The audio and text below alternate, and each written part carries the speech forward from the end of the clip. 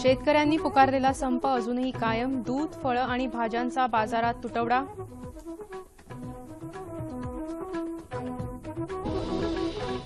चणा डाळ वगळता अन्य डाळींवरील साठा नियंत्रणाची मर्यादा काढून टाकण्याचा राज्य शासनाचा निर्णय. आणि तूर खरेदी केंद्रांची संख्या वाढवावी अशी माजी केंद्रीय कृषी मंत्री शरद पवार यांची मागणी.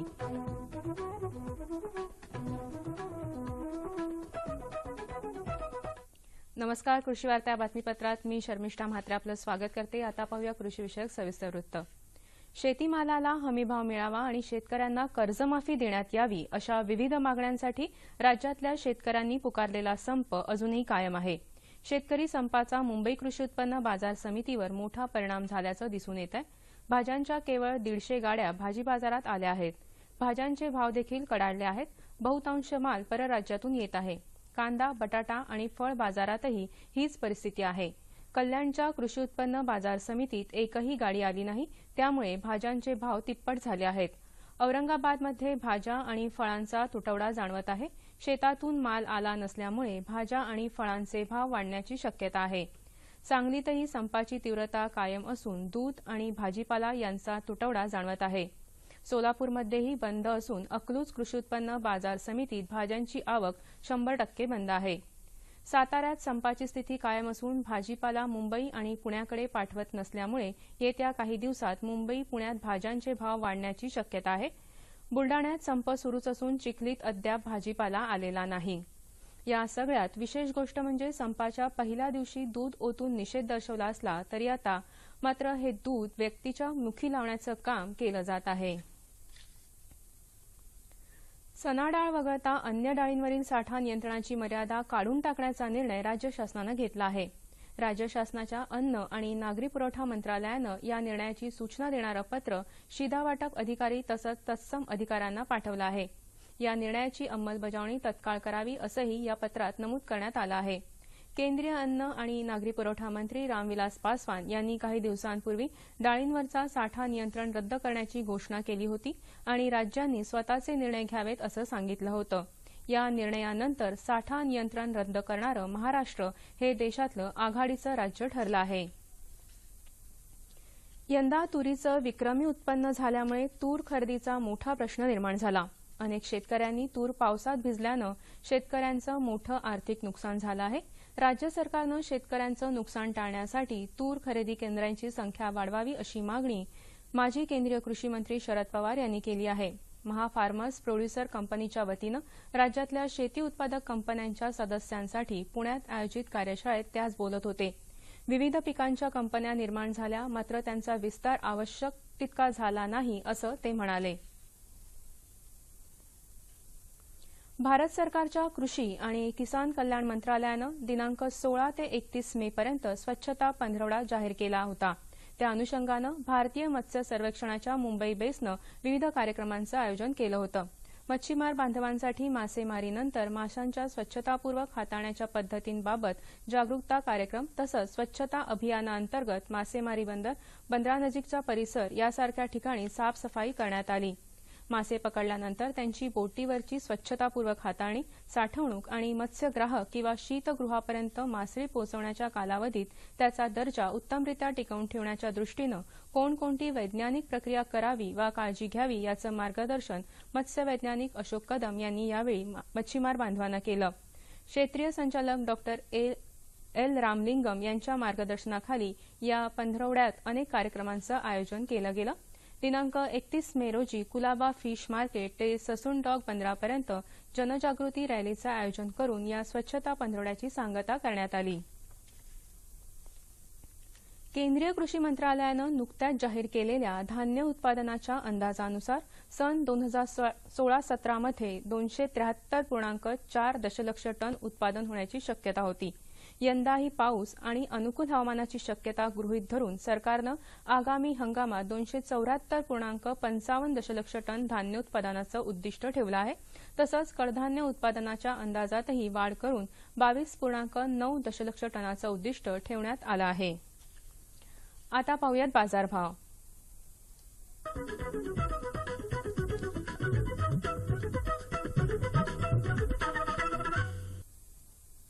जाणून घेऊया नागपूर आणि पुणे कृषी उत्पन्न बाजार समितीकडून प्राप्त झालेले शेतमालाचे बाजारभाव।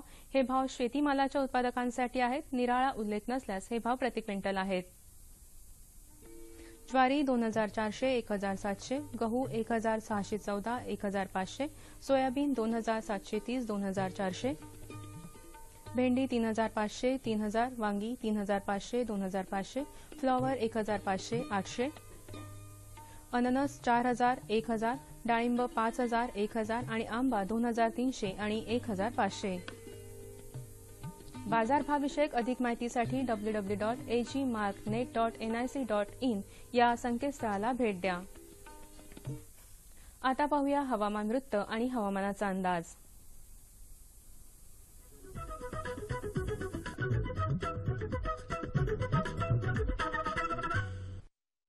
नमस्कार शेतकरी बंधूंनो, या वर्षीच्या मान्सूनने 30 मे रोजी केरळात हजेरी लावली असून आज रोजी मान्सून दक्षिण कर्नाटक पर्यंत पोहोचण्यास हवामान अनुकूल आहे।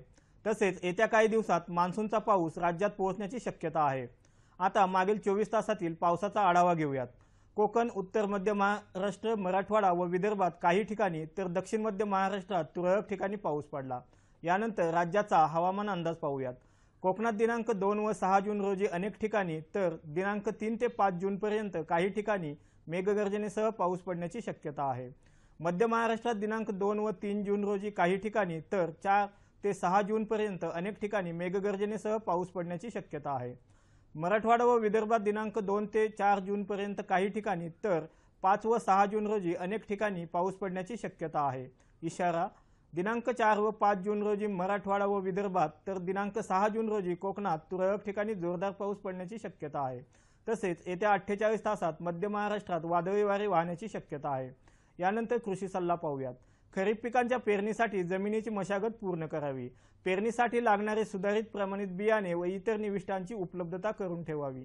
बी बियाणे, जीवाणू संवर्धके, खते, तणनाशके इत्यादी आवश्यक निविष्ठा अधिकृत विक्रेत्याकडूनच खरेदी कराव्यात। बियाणे प्रमाणित तसे रोग, कीड प्रतिबंधक व त्यांच्या दर्जाबाबत खात्री करूनच खरेदी करावे। खरेदी सील टॅग पावती जपून ठेवावी। पूर्व मोसमी पावसामुळे पपई पिकामध्ये खोडाजवळ पाणी साठणार नाही याची काळजी घ्यावी। यानंतर विभागवार कृषी सल्ला पाहूयात। कोकण विभागातील शेतकरी बंधूंनो, सिंधुदुर्ग, रत्नागिरी व रायगड जिल्ह्यातील बहुतेक भागात पूर्व मोसमी पावसाने चांगली हजेरी लावली असून भात व नागली रोपवाटिकेची गादी वाफ्यावर पेरणी पूर्ण करावी। तसेच ठाणे व पालघर जिल्ह्यात देखील भात व नागलीची गादी वाफ्यावर पेरणी करावी। पेरणीपूर्वी बियाण्यास प्रति किलो 2 ग्रॅम याप्रमाणे थायर किंवा इमिसान हे औषध चोळावे। मध्य महाराष्ट्र विभागातील शेतकरी बंधूंनो, दक्षिण कोल्हापूर, सांगली तसेच पश्चिम घाट विभागातील भात व नागली पिके घेणाऱ्या शेतकऱ्यांनी रोपे तयार करण्याकरता बियाण्याची पेरणी बीज प्रक्रिया करून गादी वाफ्यावर करावी। खरीप हंगामातील भाजीपाला लागवडीसाठी गादी वाफ्यावर रोपे तयार करावीत। मराठवाडा विभागातील शेतकरी बंधूंनो, सोयाबीन पिकाची पेरणी सर्व प्रकारच्या जमिनीत करता येते, परंतु अत्यंत हलक्या जमिनीत अपेक्षित उत्पादन मिळत नाही। जास्त आम्लयुक्त, क्षारयुक्त तथा रेताड जमिनीत सोयाबीन पीक घेऊ नये। सोयाबीन लागवडीसाठी मध्यम ते भारी निचऱ्याची सेंद्रिय कार्बाची मात्रा चांगल्या प्रमाणात असलेली जमीन निवडावी। विदर्भ विभागातील शेतकरी बंधूंनो, धान पिकाच्या रोपवाटिकेसाठी जमीन तयार करावी। 100 सेंटीमीटर रुंद व 10 ते 15 सेंटीमीटर उंच व योग्य त्या लांबीचे गादीवाफे तयार करावेत। तयार केलेल्या गादीवाफ्यावर धान बियाणे पेरणीपूर्वी दर गुंठ्यास 3 क्विंटल चांगले कुजलेले शेणखत द्यावे। धन्यवाद। जाणून घेऊया राज्यातल्या प्रमुख शहरांचं तापमान कमाल आणि किमान अंश सेल्सिअसमध्ये। मुंबई 34-25, पुणे 37-23, नागपूर 40-28, औरंगाबाद 38-26, सोलापूर 39-25 आणि नाशिक 38 आणि 24। हवामानविषयक अधिक माहितीसाठी www.imdmumbai.gov.in या संकेतस्थळाला भेट द्या.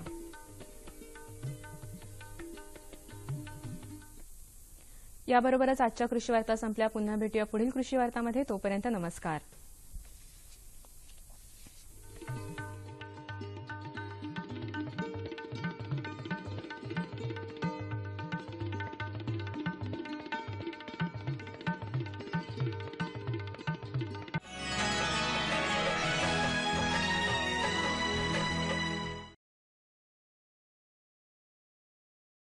पारंपरिक शेती व्यवसायात महाराष्ट्र राज्य अग्रेसर आहे.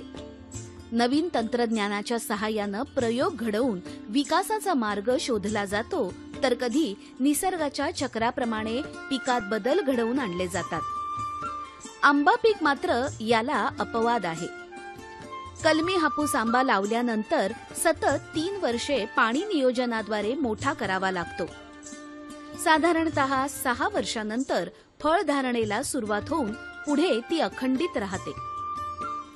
पुढची 20-25 वर्षे झाडाला अविरत फळधारणा होते आणि हेच कलमी आंब्याचं वैशिष्ट्य आहे. मुक्काम पोस्ट पुणस, तालुका लांजा, जिल्हा रत्नागिरी येथे राहणारे अल्ताफ काजी हे आंबा बागायतदार.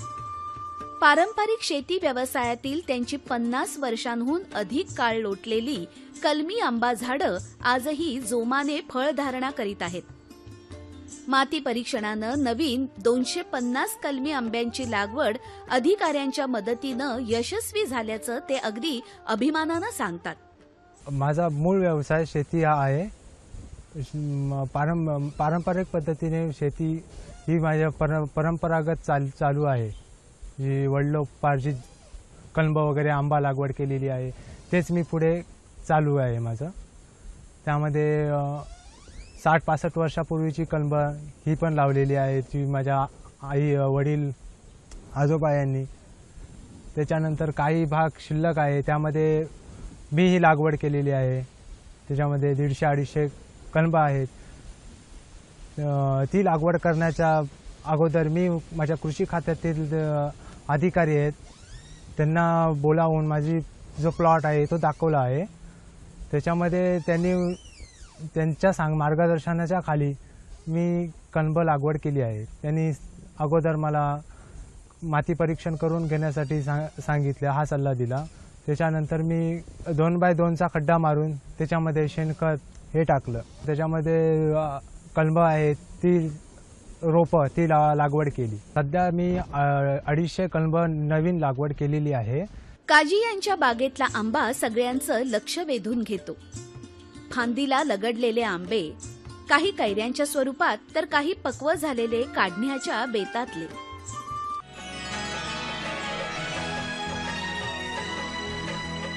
काजी यांच्या बागेतला आंबा सगळ्यांचं लक्ष वेधून घेतो. फांदीला लगडलेले आंबे, काही कैऱ्यांच्या स्वरूपात तर काही पक्व झालेले काढण्याच्या बेतातले.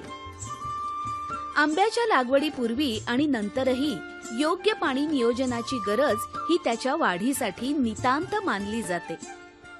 सल्ल्यानुसार वाढीनंतर बुरशीनाशक, कीटकनाशक फवारणी ही अत्यंत महत्वाची ठरते.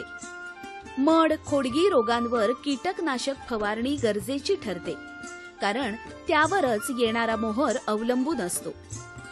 पाणी, खत, आधुनिकतेची सांगड यातून चांगल्या दर्जाचा आंबा आपल्या हातात पडतो. त्याच्यामध्ये पाण्याचं व्यवस्थापन मी आमच्या लेबर मार्फत करून घेतो.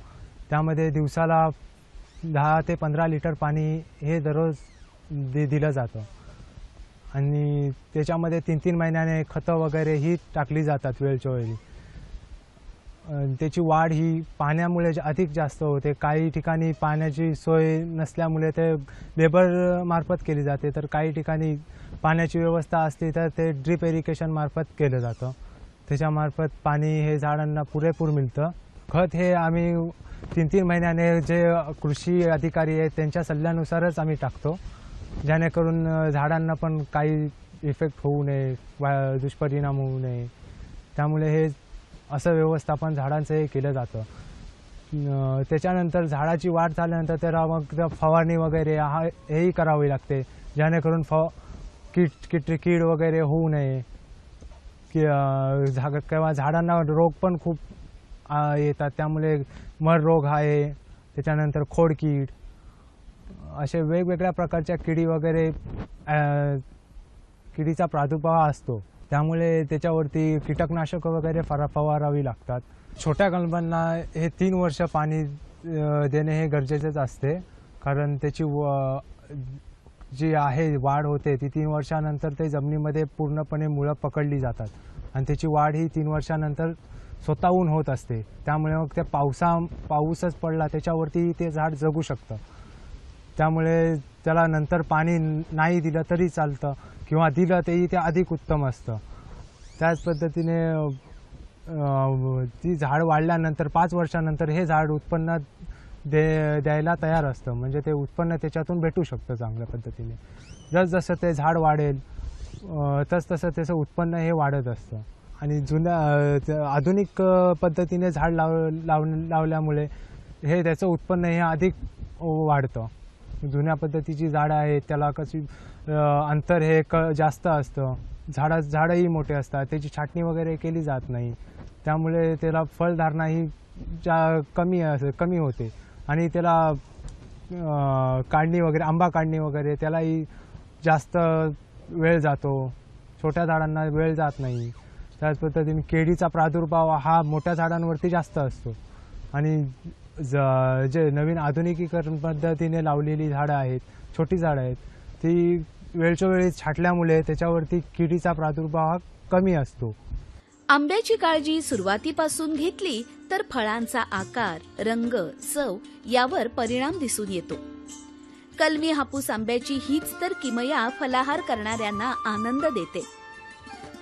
झाडावर पिकलेलं परिपक्व फळ चवीला स्वादिष्ट, रसाळ असलं तरी काढणी पश्चात काळजी ही देखील तेवढीच महत्वाची असते. मजूर बोलावून आंबा हाताने वा नेटच्या सहाय्यानं अलगदपणे काढणं ही खरी किमया. एक एक करून रंग, आकार, वजनानुसार आंब्याचं वर्गीकरण मालाला भाव मिळवून देतं. काढणी पश्चातली काळजी, बांधणी, वाहतूक, मार्केटिंग या सगळ्याविषयी जागरूक असावं लागतं. झाडं मोहरल्यानंतर तेव्हाही फवारणीची गरज असते. मोहर हा नोव्हेंबर महिन्यापासून यायला स्टार्ट होतो. तिथपासून फवारणी ही आंबा उतरेपर्यंत 7 फवारण्या घ्याव्या लागतात.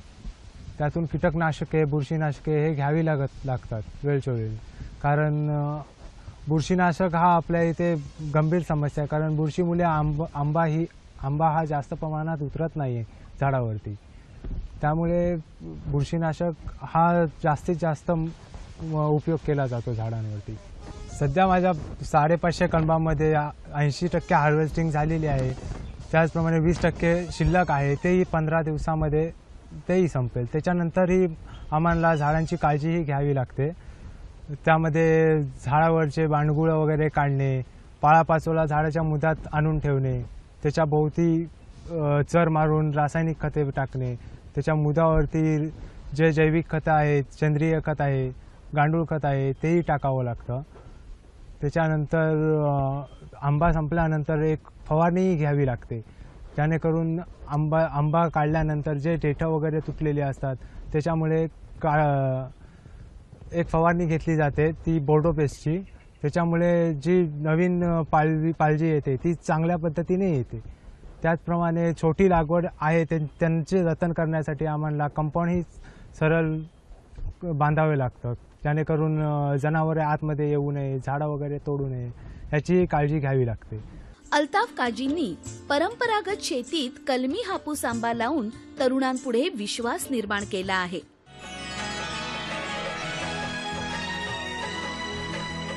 अल्ताफ काजींनी परंपरागत शेतीत कलमी हापूस आंबा लावून तरुणांपुढे विश्वास निर्माण केला आहे. आंबा काढणीनंतर हा माल एका ठिकाणी नेऊन त्याचं ग्रेडिंग केलं जातं. त्याच्यामध्ये डझन वाईज वेगवेगळे काढले जातात. त्यामध्ये लाकडीच्या पट्ट्यामध्ये, खोक्यामध्ये हे भरले जातात. ते 4 डझन, 5 डझन, 6 डझन, 7 डझन असे वेगवेगळ्या बॉक्समध्ये भरले जातात, वेगवेगळ्या क्वांटिटीचे माल. आणि तो माल पॅक होऊन ट्रान्सपोर्टच्या माध्यमातून तो APMC मार्केट मुंबईला, पुण्याला किंवा सुरतला या ठिकाणी आम्ही ट्रान्सपोर्टिंगच्या माध्यमातून मार्केटमध्ये पाठवतो. तिकडून दलाल लोक हे सेल करतात. त्यातून मिळणारा जे आहे उत्पन्न ते आम्हाला भेटतं. माझी आंब्याची बाग आहे. त्या बागेमध्ये ह्या प्रकारचा जो आंबा निघतो आहे ते आम्ही कॅनिंगला टाकतो आणि चांगला असा सुपर असतो ते मार्केटिंगला पाठवतो. म्हणजे Mumbai market, Poona market, Ahmedabad market, Surat market असं बाहेरच्या गावी पाठवतो. तसे हे बघा, हे फल सुंदर आहे. हे बघा, हे पण फल सुंदर आहे. असे 10-20च्या पुढे एखादा असा खराब निघतो आहे. कीड वगैरे असते, घासून एक दुसऱ्या फांदीला लागल्यामुळे असं होतं. तर हे आपलं कॅनिंगमध्ये जातं. हे आतून खराब नाही आहे, फक्त हे चांबडीवर आहे ना, वरती खराब झालं आहे. त्याच्यामुळे मार्केटला हे चालत नाही. आपल्याला हे किलोमध्ये म्हणजे कॅनिंगला पाठवायला लागतं. माझी इथे 10 एकरची जमीन आहे, बागायत आहे. त्याच्यामध्ये आंबा काढणी वगैरे 80% झालेली आहे.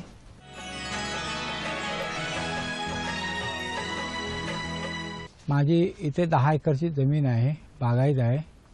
त्याच्यामध्ये आंबा काढणी वगैरे 80% झालेली आहे. 20% आहे काढणी सध्या. हे काढणीनंतर आम्हाला झाडावरली बांधोली काढावी लागतात व झाडाच्या आसपास पडलेला पातेरा असतो, पानपाचोला, तो एकत्र करावा लागतो. पावसाळी त्याला चर मारून खतं द्यावी लागतात.